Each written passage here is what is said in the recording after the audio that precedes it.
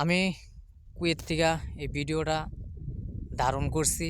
আমি কুয়েত থাকি, সবসময় আপনাদের দেখাই আমি মরুভূমিতে থাকি। দেখেন মরুভূমিটা আপনাদের ঘুরে ঘুরে আমি দেখাইতাছি। আর এই মরুভূমিতে আসার পরে একটা দুম্বায় বাচ্চা দিয়া লাইছে।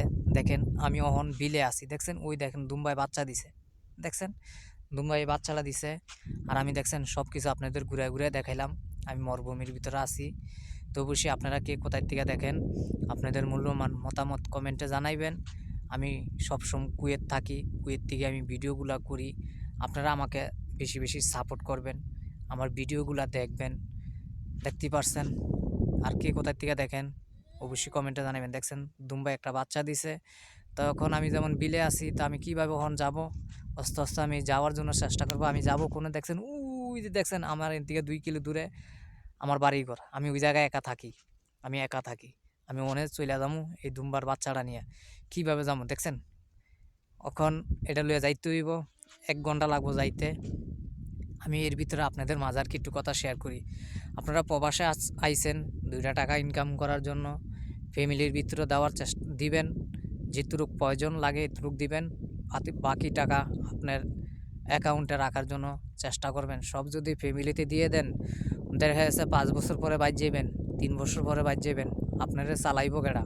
আপনার চালার মতন কোনো লোক নাই, আপনি নিজেরই চলতে হবে। তো ওই হিসাব কিতাব কইরা যেটুকু প্রয়োজন লাগে বাড়িতে দিবেন, কিছু আপনি নিজের জন্য সঞ্চয় করবেন, ওই সঞ্চয়টা রাখার জন্য চেষ্টা করবেন। আমার মতন এরকম ভুল কেউ করবেন না। আমি বিশ্বাস করি সব টাকা পয়সা আমি বাড়িতে দিয়ে আমি ছুটিতে গেছিলাম, গিয়ে আমি ধরা খাইছি। আমাকে কেউ 1 টাকা দিয়া সহযোগিতা করে নাই।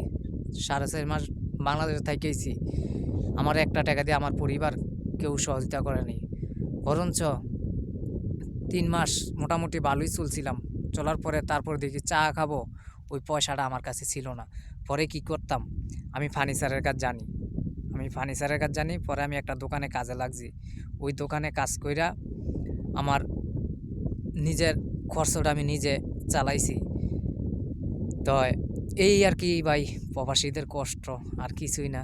তা সবাই তো আর আমার মতন এই কাজ জানে না, ফার্নিচারের কাজ। তাই কেউ বেকার থাকার চেষ্টা করবেন না, সবসময় কাজ করবেন, ভালো থাকবেন। সবসময় এই দোয়াই করি। আর দেখতেই পাচ্ছেন এই যে দুম্বাটায় বাচ্চা দিছে। এখন আমি যাইতাছি গা, এই 1-2 মিনিটের ভিতরে চলে যাবো। তো অবশ্যই আর আপনাদের মূল্যবান মতামত কমেন্টে জানাইবেন, কে কোথায় থাকে। মানুষ বসবাস করে কিনা অনেকে জানতে চান।